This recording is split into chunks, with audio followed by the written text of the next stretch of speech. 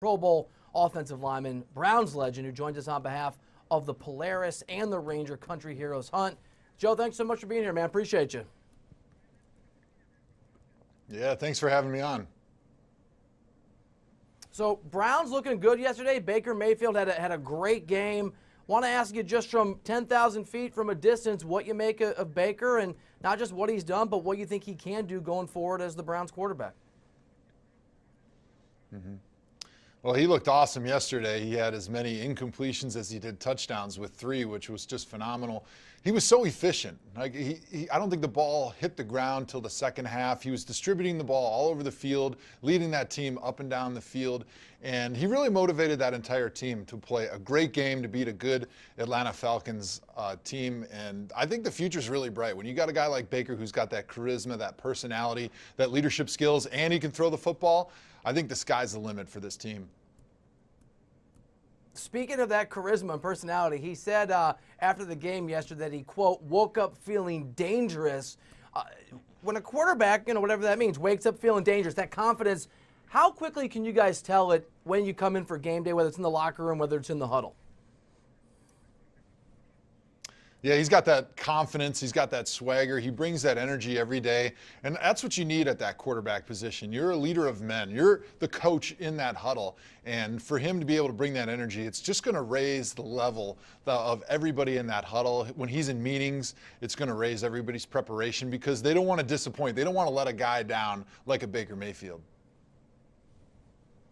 So obviously some big changes in Cleveland. Hugh Jackson is out. Head coach Todd Haley also out, offensive coordinator this year.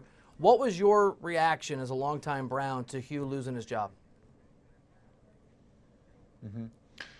Well, when you win one game in the first 2 years of your career, it's easy to think that you're going to be on thin ice going into your third season. And we all knew that Hugh was going to have to win a lot of games with a new general manager there, a new boss in town. He was going to have to win a lot of games this season to be able to save that job. And when the season started going south, we heard a lot of rumors about the drama and the infighting that was going on in the front office. So I think when you're in that situation as a head coach, it's wins and losses. That's what the bottom line is. And so for him to be fired, I don't think it was a huge surprise. To me, I was a little surprised it happened in the middle of the season, but as the stories started coming out about the different drama and the infighting that was going on between him and Todd Haley, I think you can kind of understand why the team decided that was the right time to make the move.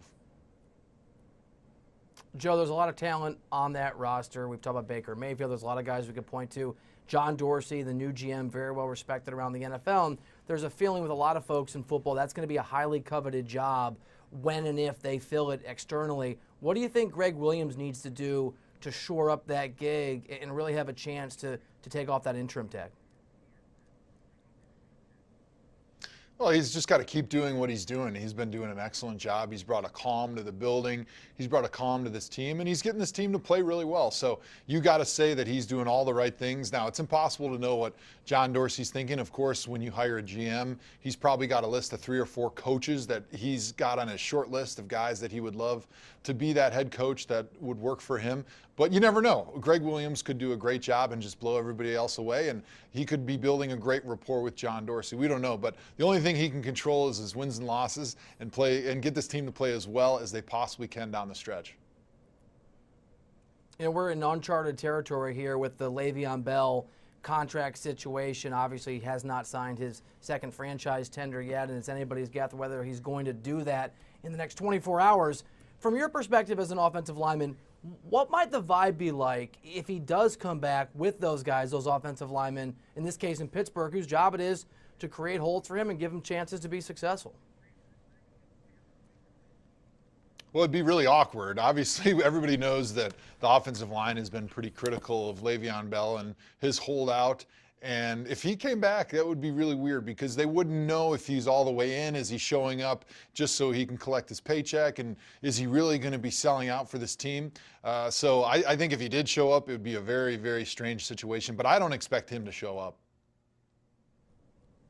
You're the first player ever to play 10,000 consecutive snaps, not missing a single play. What kind of preparation, mental toughness, makeup in you does it take to be able to play 10,000 consecutive snaps and stay healthy in a sport that's obviously full of a lot of tough guys and the opportunity to get hurt every single play?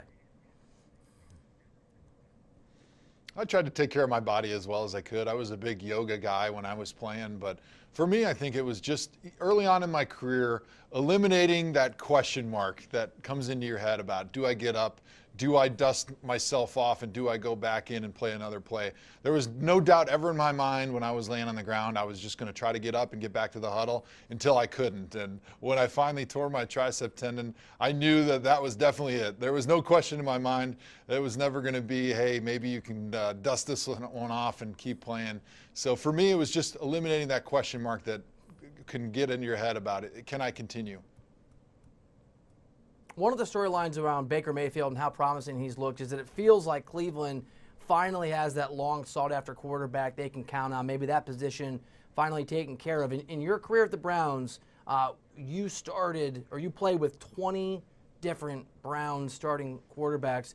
When you look back at that number and that inconsistency, is it frustrating for you that you didn't have the chance to have whoever that guy was going to be that guy, or do you just accept that that's the way that it went and sometimes you get unlucky as it relates to things you can't control in a career? Yeah, I was a big guy of just control the things that I can control and focus on my job. And, you know, in hindsight, it would have been great to have one quarterback. Of course, we would have had a lot more success. It would have been a lot more fun if I would have been able to play with like a Baker Mayfield for all 11 seasons. But, hey, it was not meant to be, so I can't cry over spilled milk.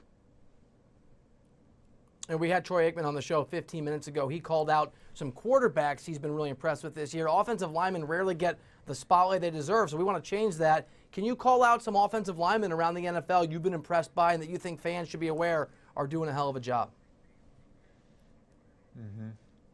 Well, I love Taylor Lewan in Tennessee. They had a big win against the Patriots this last weekend. I think he's an outstanding young left tackle. I think he's going to be one of these guys that makes 10 or 11 Pro Bowls by the time his career is over. So if you get a chance, follow Taylor Lewan. He's a great guy. He's a great follow, great personality, and he's a great player.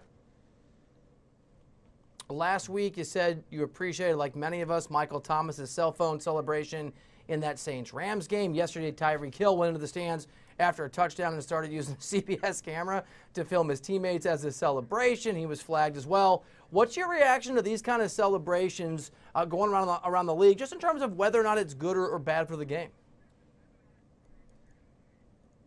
I think celebrations are great for the game as long as it's a player that's being creative, and I think if it's a genuine excitement, that's what I can get excited about. The only type of celebrations that I don't like that look like it's a little bit too planned and it doesn't look like the player is naturally excited. I want to see guys get excited and show their personality when they get in the end zone.